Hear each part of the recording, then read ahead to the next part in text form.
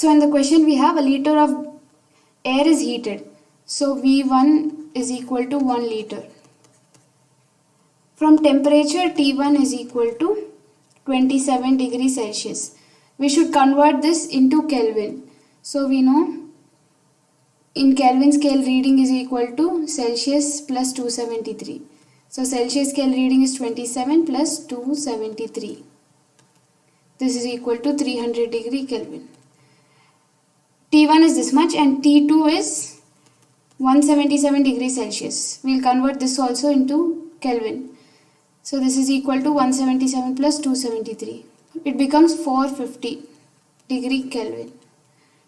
We need to find volume, that is V2. This is at a constant pressure. All these are at constant pressure. So this is Charles law, so we can write V1 by V2 is equal to T1 by T2.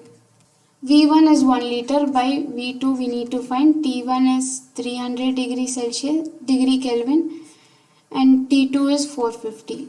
So 0 will get cancelled. 15 2s are 15 3s are. So V2 is equal to 3 by 2, which is equal to 1.5 liters. So the option is 1.